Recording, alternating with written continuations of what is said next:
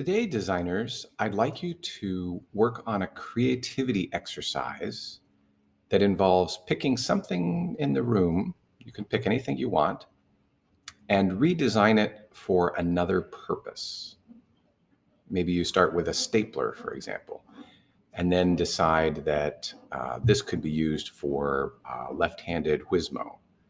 You figure out how to redesign it somehow, maybe a different case so that you could use your elbow with it or your foot, or who knows what left-handed Whismo is, but you redesign the item to do something else.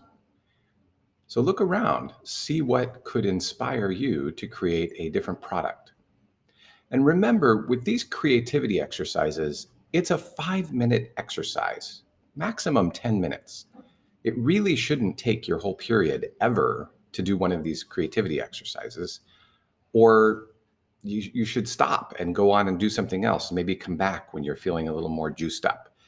I don't want this to use up all of your time. Your time here should be devoted to your projects and your learning. The creativity exercise is just a quick warm up to get your creativity muscles going. And there were, remember, 3 different key skills for creativity. Getting started is one of them. So that's a key piece. And when we do an exercise like the circles, where it's all an empty page to begin with, that's a big part of that one. Making connections between things that don't necessarily have a connection and seeing things from new perspectives. And that's the focus of today's exercise.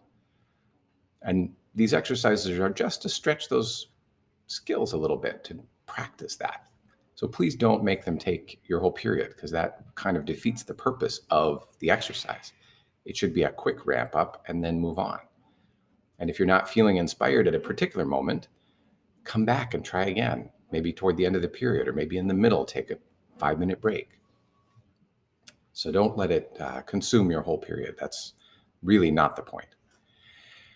A reminder that the 4th column of Think Design is due this week by Thursday. So if you are not completed with it yet, take a quick look at your Think Design map, decide how many quests you need to do each class, because you either have 3 or 2 classes this week to finish that column, and use that time wisely.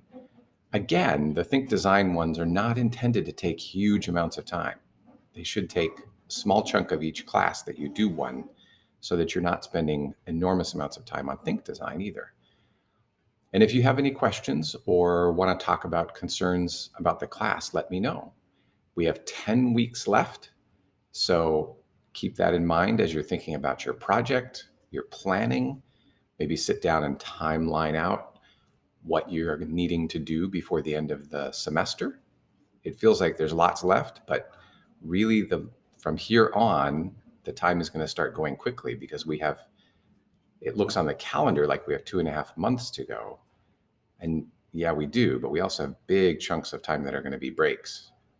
So start thinking about, how do we efficiently use the rest of the time here in design technology and NolatLabs?